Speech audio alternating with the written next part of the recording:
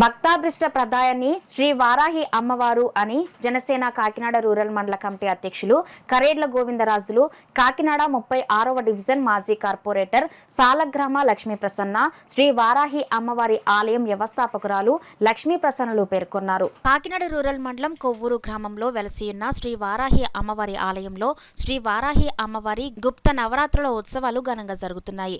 అందులో భాగంగా ఆలయం వద్ద మహిళలచే సామూహిక కుంకుమార్చన కార్యక్రమాన్ని భక్తి శ్రద్ధలతో నిర్వహించారు. పూజ అనంతరం అమ్మవారిని అందరూ దర్శించుకుని తీర్థ ప్రసాదాలు స్వీకరించారు. శ్రీ వారాహి అమ్మవారి గుప్త నవరాత్రుల ఉత్సవాల ఏర్పాట్లను జనసేన కాకినాడ రూరల్ మండల కమిటీ అధ్యక్షులు కరేడ్ల గోవిందరాజులు, కాకినాడ 36వ డివిజన్ మాజీ కార్పొరేటర్ సాలగ్రామ లక్ష్మీ ప్రసన్న, శ్రీ వారాహి అమ్మవారి ఆలయం వ్యవస్థాపకురాలు లక్ష్మీ ప్రసన్న పర్యవేక్షించారు. ఈ సందర్భంగా వారు మీడియాతో మాట్లాడారు. ఈ కార్యక్రమంలో ఆలయ వ్యవస్థాపకులు కాలా వీరభద్రరావు, కాలా లక్ష్మి, కాలా చిన్న, కొవ్వూరు వాస్తవ్యులు గుండుబోగుల నానాజీ, రాకుర్తి బ్రదర్స్, జనసేన నాయకులు ముమ్మడి వెంకట్రావు, బుజ్జి, తింబిరిశెట్టి వరప్రసాద్, కొల్లపల్లి సతీష్ కుమార్, తుమ్మలపల్లి గాంధీ, రెడ్డి పెదబాబు, రాకుర్తి రామకృష్ణ, రాకుర్తి దుర్గారావు, రాకుర్తి శివ, రాకుర్తి వీరబాబు, శ్రీ వారాహి అమ్మవారి దీక్షాపరులు అధిక సంఖ్యలో భక్తులు పాల్గొన్నారు.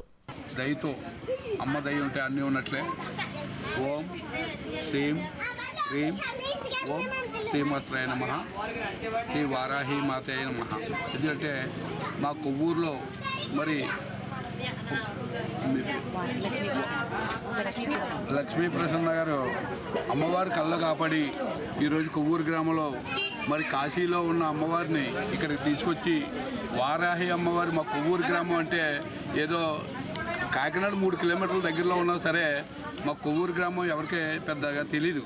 అటువంటిది ఈరోజు మా కొవ్వూరులో ప్రతి ఎక్కడి నుంచో హైదరాబాద్ నుంచి, విజయవాడ నుంచి, వైజాగ్ నుంచి, అదే బెంగళూరు నుంచి, అలాగే ఇక్కడ కాకినాడ చుట్టుపక్కల గ్రామాల అన్ని దిక్కుల నుంచి ఇక్కడికి వస్తున్నారంటే మరి ఆ అమ్మవారు దయ ఉంటే అన్నీ ఉన్నట్లే. వారాహి అమ్మవారిని తీసుకొచ్చినందుకు మా కొవ్వూరులో ప్రజలు అందరూ చాలా ఆనందిస్తున్నారు, సంతోషిస్తున్నారు. వీళ్ళందరికీ మరి ఆవిడకి కళ్ళలో కనిపించినట్టు ఆవిడకి కృతజ్ఞతలు తెలియజేసుకుంటున్నాం. మరి మా మాజీ కార్పొరేటర్ గారు ఈవిడి సహకారంతో మాకు లక్ష్మీ ప్రసన్న గారు ఈవిడి సహకారాలతో మాకు ఈ కొవ్వూరు గ్రామంలో ఇంతమంది ప్రజలు వస్తున్నారంటే చాలా ఆనందంగా ఉంది. అప్పటి నుంచి ఎవరికి కూడా తెలియదు, కానీ మన లక్ష్మీ ప్రసన్న యూట్యూబ్ ఛానల్లో వైరల్ చేయడం, దీన్ని చూసి మన కాకినాడలో ఉందా అని అనుకుంటూ ఒక వారం క్రితమే నేను ఇక్కడికి రావడం జరిగింది ఈ గుడికి.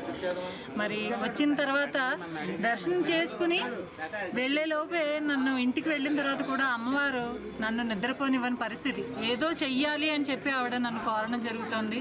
నేను తక్షణమే ఇక్కడ నుంచి మన ఈ కమిటీ సభ్యులను అందరినీ తీసుకుని నేను నానాజీ గారి దగ్గరికి వెళ్ళడం, పంతాను నానాజీ గారి దగ్గరికి. వారు వెంటనే స్పందించి గోవింద్ గారికి చెప్పడం, గోవింద్ గారు ఇక్కడ ఉన్న టీం అందరూ కూడా అసలు ఈరోజు ఇంత చక్కగా అమ్మవారి పూజలు కార్యక్రమాలు జరుగుతున్నాయంటే వారి సహకారం పూర్తిగా ఉంది. వారికి అమ్మవారి కృపా కటాక్షాలు ఎప్పుడు ఎల్లవెల్లలా వాళ్ళ ఎందు ఉండాలని. మరి ఈ రోజు నుంచి నవరాత్రి ప్రారంభోత్సవం జరుగుతుంది. మరి 14వ తారీఖు వరకు కూడా జరుగుతుంది. అలాగే 15వ తారీఖు హోమ కార్యక్రమం కూడా ఉంది.